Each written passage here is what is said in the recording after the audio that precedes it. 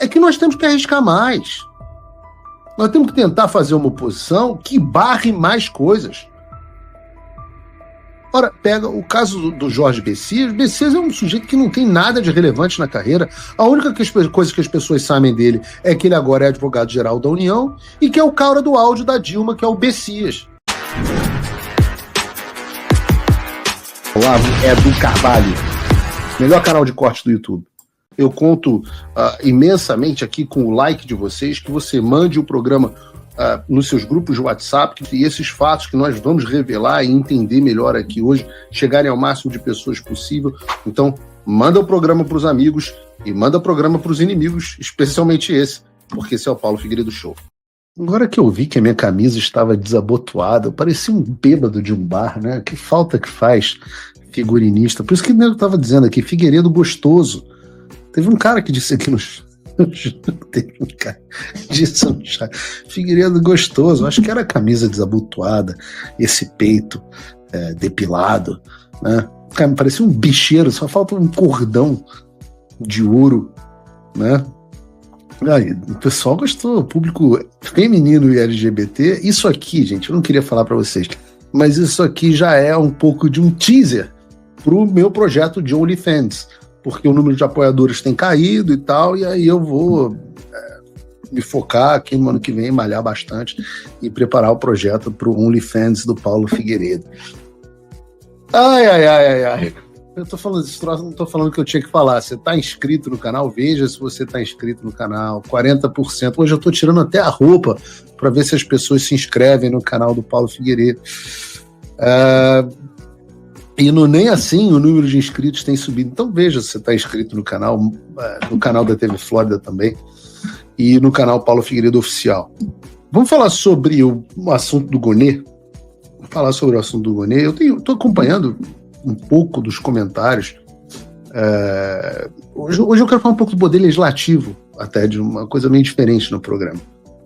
Vou começar pelo Senado, então, falando dessa questão do Gonê, porque ontem nós tivemos a sabatina, que eu disse que é a coisa mais chata do mundo. Eu até gostei muito da participação do Flávio Bolsonaro, mas a sabatina é muito chata, né? Então, nós não tivemos a sabatina e a recondução ou não do apóstata Paulo Gonê como Procurador-Geral da República. E, eu volto a dizer, chato, mas teve um ou outro posicionamento bom, e o frigir dos ovos, que eu acho que é a parte que realmente importa aqui pra gente, é que, conforme esperado, o apóstata foi reconduzido para o cargo da PGR. O que foi inesperado foi a votação. Foram 45 votos a favor e 26 contrários. E aí o que me leva aos comentários que eu vi de boa parte dos comentaristas até de direita, as pessoas meio desoladas e tal. Mas eu confesso que eu penso diferente, porque essa diferença de 19 votos passa uma imagem que não é real. E eu vou explicar aqui o porquê e comentar alguns pontos que ficaram evidentes nessa recondução. Primeiro de tudo, é importante que a gente note o seguinte: o Paulo Gonê precisava de 41 votos para ser reconduzido. Então, a margem, que é a maioria do Senado, né? A margem que ele obteve foi de só 5 votos. Essa foi a recondução mais apertada da história da República depois da democratização. Eu não gosto muito desse termo, mas depois da abertura política de 1988, para vocês terem uma ideia. O Gonê teve, em 2025, prefeito comparativo, 20 votos a menos do que teve em 2023. 20 votos a menos. E eu não poderia achar esse cenário desolador. Eu acho um cenário animador, um cenário que mostra uma mudança, que não foi ainda suficiente, mas sem dúvida nenhuma é uma mudança na direção do Senado. O que me leva a outro ponto, que é o fato de ter existido no Senado, boa parte desses 45 votos foi porque houve no Senado, e eu conversei com muitos senadores, a sensação de que era melhor reconduzir o Gonê, porque, apesar dele ser um bosta, ele era um bosta menos pior do que as demais alternativas. Essa era uma visão que eu confirmo que era muito presente entre os senadores. Havia a discussão, inclusive, de que talvez eu possa estar cometendo um equívoco aqui, mas eu acho que a alternativa seria a indicação, acho que do irmão do Flávio Dino, ou uma coisa do tipo, que obviamente era um militante de extrema esquerda, diferente do Paulo Gonet, que é apenas um apóstata, né? Alguém que já foi um cristão, um católico, etc., e apostatou, vendeu a alma ao diabo, passou para o lado negro da força e por aí vai. Mas eu, Paulo, acho que essa estratégia de vamos pegar o menos pior, né? Em chuva de pinto, enfia o menor para ocupar logo o espaço, que foi mais ou menos essa estratégia adotada, eu acho a estratégia ruim. Porque eu sempre digo aqui que a sorte é do audaz. E vejam, por 5 votos o Gonet não foi vetado. Por 5 votos. E se o Gonet fosse vetado, poderiam se unir para vetar, por exemplo, o próximo também. Mesmo caso ele fosse pior. Então, se indicassem alguém pior, ora, se vetaram o Gonet, por que não vetar também o próximo? Isso pode muito bem acontecer e deveria ou deve acontecer no caso, por exemplo, da indicação do Jorge Bessias no Supremo Tribunal Federal. Se apertar direitinho, e isso está demonstrado agora, a oposição no Senado Federal tem sim votos o suficiente para negar ao Lula uma indicação ao Supremo Tribunal Federal. E quem sabe ir segurando até a próxima eleição, até que venha um nome melhor do que o Jorge Bessias. Que pode acontecer até antes das eleições. O próprio Lula pode indicar um nome menos pior, pode indicar um pior, pode virar e falar assim, agora eu vou indicar o Conde Drácula para o Supremo Tribunal Federal. Aí você fala assim, tudo bem, nega de novo. Até que, quem sabe, o Lula seja forçado a indicar um nome menos militante. Ora, a sorte é do audaz. Cadê a audácia dos senadores?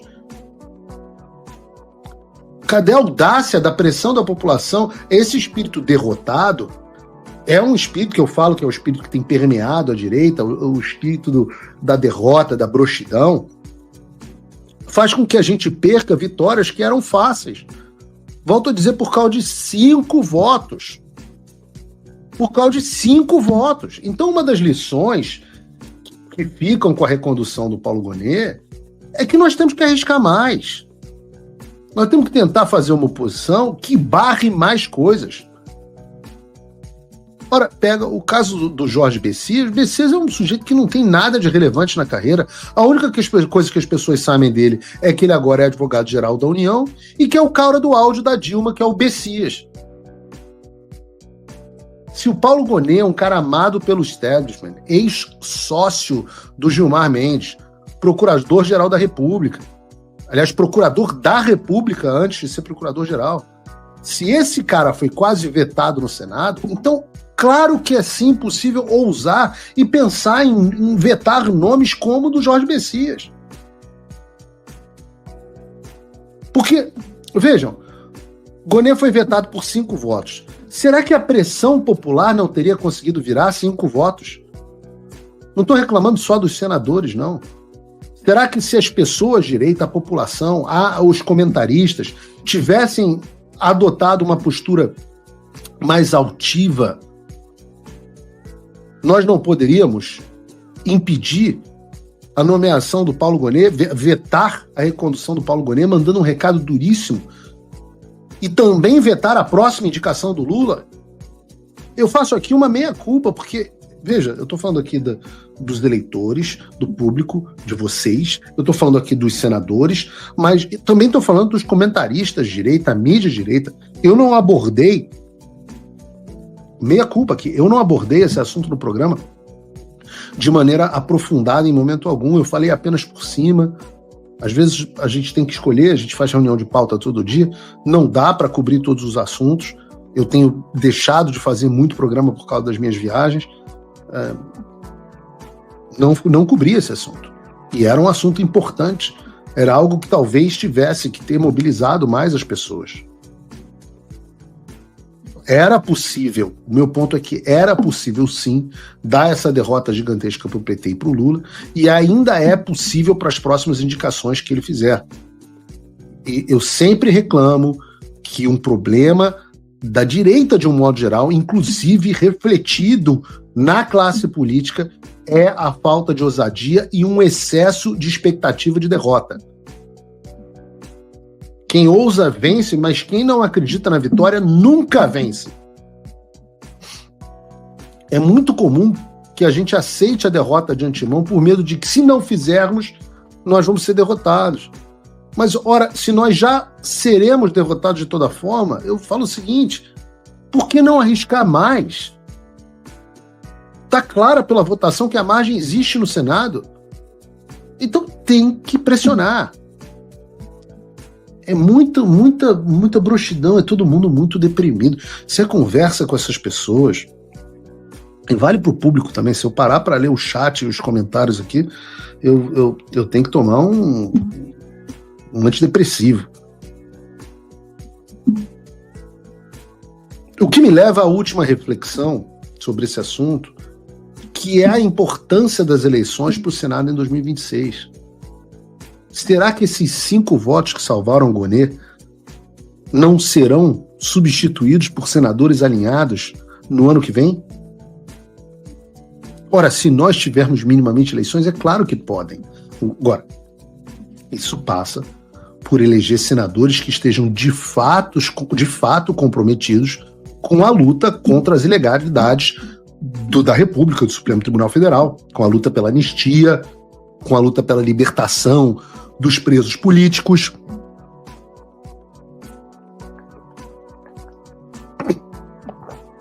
Eu digo realmente comprometidos.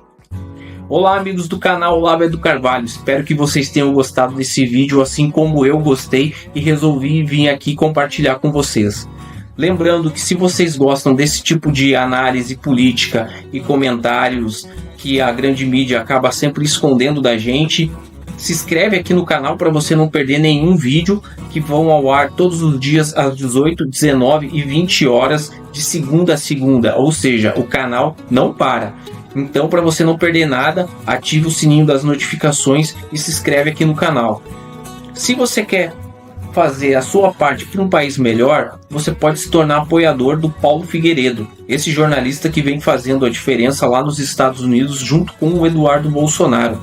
Eles fizeram o que 512 deputados e 81 senadores não conseguiram fazer pelo nosso país. Então, para que esse trabalho continue, é fundamental que eles tenham apoio. Entra aqui no link da descrição, pega o cupom Olavo do Carvalho, que é um presente nosso aqui do canal para você, e se torne um apoiador. Cada pessoa que entra e vira um apoiador faz muita diferença. Paulo Figueiredo não tem apoio governamental e não recebe dinheiro público para fazer o que ele faz. Ele tira do bolso dele. Então, se você quer apoiar, tem um link aqui na descrição, tem o nosso presente, e com menos de $5 por mês você faz a sua parte. Se você quer se tornar um apoiador ainda maior, fazer mais diferença e poder se comunicar com Paulo Figueiredo, ter acesso ao e-mail dele, a uma reunião mensal com os patronos Gold, você vira patrono Gold. É $50 por mês e você tem acesso a um grupo exclusivo com pessoas brilhantes e que tem debates de excelentíssimo nível lá dentro. Então não perca tempo, faça a sua parte, porque o Paulo Figueiredo e o Eduardo Bolsonaro estão fazendo a dele. Valeu!